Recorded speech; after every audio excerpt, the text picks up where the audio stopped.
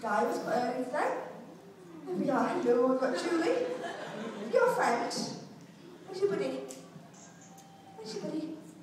Hello, sleeping today. So you're sleeping today. Okay, well, hello. This is Julie and this is Rich, and these guys are going to diving for us in the show today. Now, of course, first of all, I can't talk to them, and they can't talk to me. So we need to use some diver hand signals, and the easiest one is the OK sign. So, put your hands in the air for me.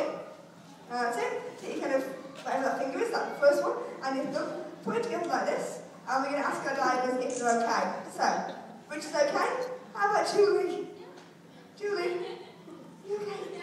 Are you okay? You're not okay. Why? You're hungry. You're always hungry. You're really hungry. Okay, we'll do this next, okay? Right, anyway. We're going to start now with our fishy fashion show. And the first equipment I'm going to show you is our divers' weight belts. Now, all we have there are solid lead weights on a material belt. And it just keeps our divers nice and down in the water. Their equipment is very buoyant, and without these lead weight belts, they simply cannot float around at the surface. Okay guys, give me a twirl. Now on the backs, we have their air tanks or their cylinders. In the large black ones, we have around about 2.5 hours worth of air.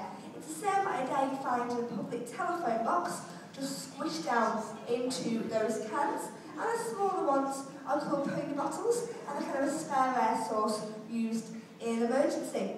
Okay guys, show me your gauge. Fantastic. Okay, now on there we have 2 dials.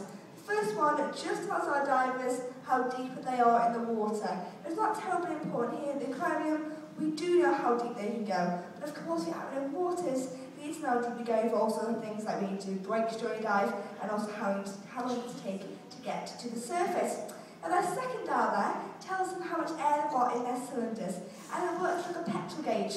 So once it goes into the red zone, they've got to go back to the surface and swap those cylinders over. Now, any time during your dive, there's lots of sharks in there. Right, anyway.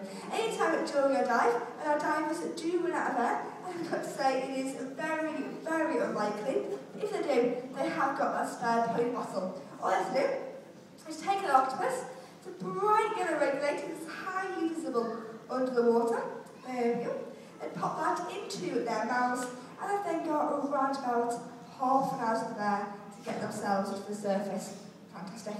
Now the last piece of equipment I'm going to show you is our diver's mask. Now it's wearing 2 types of masks. First of all, we have Rich here, is wearing a box standard normal diving mask. It's literally a bit of plastic that goes over your nose and actually helps you to see underwater possible while you're diving. But of course, at any point, that mask could get knocked off. And the first thing you will learn when you start to kind of train to dive is actually how to take that mask off, lose it in the water, find it again, put it back on, and keep going on your dive. So first of all, Rich, will you take the mask off for me? Take it off. In there. No. Why? Sharks. Sharks are lovely. Babies. Baby sharks. Sweet. There we go. Okay, well, I'll say the real reason why I do it is because, of course, there's about 24 tons of salt in there, and it does get very, very salty. It hits his eyes an awful lot. Just put it back on, he simply pops that mask on, presses the top of the mask, tips his head back, blows the bubbles through his nose, and hope that's cleared. Are you done? Give him a round of applause, even with the darling lens. Thank you. Thank you very much, Rich. Okay, so Julie here is a little bit different.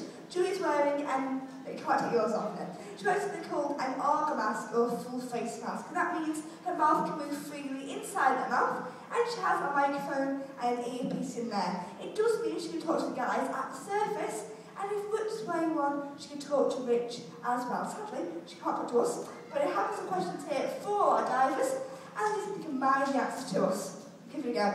Rich, what is your favourite shark or fish? A shark is the lobbergong. Cool. A fish? Oh. Yeah, I thought about it. That was our peacock grouper. Anyway, okay, Julie, what about you?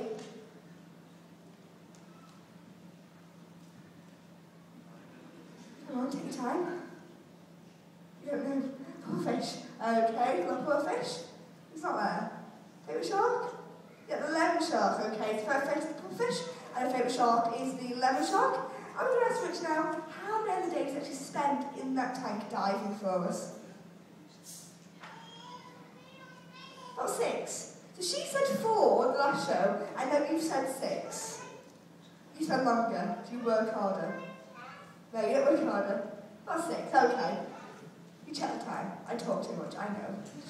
Okay, so they spend an awful long time in there anyway, and of course, they don't spend their entire day doing the shows.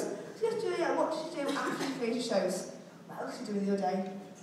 Working hard for us. You eat. You just eat. Anything else that you might do? And drink tea. Do we pay you for this? And yeah, you feed the fish, okay, and you clean. That's better. And you swim. Okay. Can we give another big round of applause for them? What?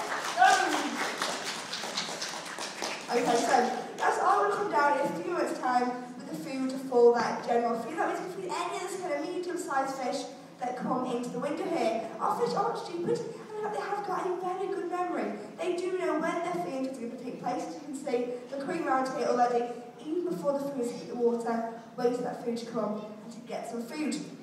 Now, Rich then is going to be our safety diver, and his hand he has 2 metal bolts. They're to communicate with Julie during this feed, a kind of a diver Morse code, if you like. No, right, so straight towards him. Yeah. There we go, you heard that, guys. That's what sounds very, very loud now. In fact, the sound travels 4 times faster in water than it does in air, so you can hit the wind quickly as you can react to whatever that signal might be.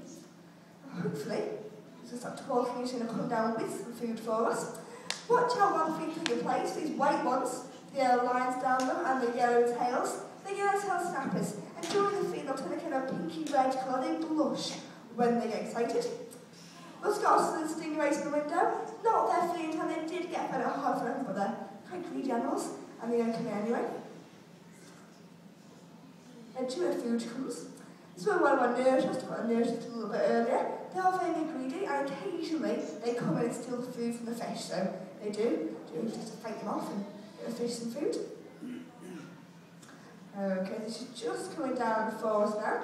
And in the hand, she's literally going to have a squidgy ketchup bottle with the top cut off. We've crammed in there things like squid, sprat, mussels, pellets, sand eels, and even in there, broccoli and peas. Now, it just sounds strange feeding animals on their greens, but although their food is all grade A quality, and of course it is fit for human consumption, it does have to be frozen.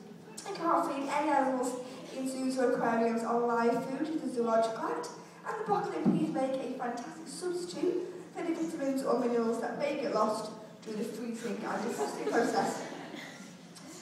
Okay, the rays did get fed by Rich at half 11. They're not really that hungry, but they do come in and take some tidbits anyway. Rich will be giving to them, just a little strict and won't give a few tidbits.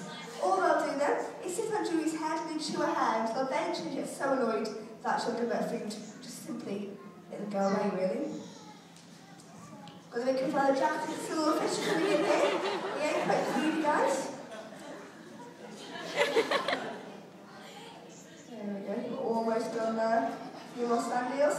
Are we done? Okay, can we give Julie a big round of applause for me?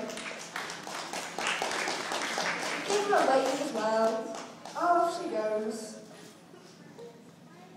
Where's Rich gone? There we go, give her a wave. Okay, now you may see our divers in the tank now just doing some general maintenance and they'll clean later on this afternoon. So if you do, give them a wave and the OK sign that they feel loved when they're in the aquarium. And of course, if you do want to have a close look at any of our animals, either come here to the window or to the lower level and to the left where the aqua theatre is, just where the tunnel is, sorry, just be aware, because of the curve of that tunnel, it does reduce all the animals by 1/3. So everything you see, add 1/3 on to get the image of what you're looking at. And you all enjoy the rest of your day here at Blue Planet, and thank you much for listening.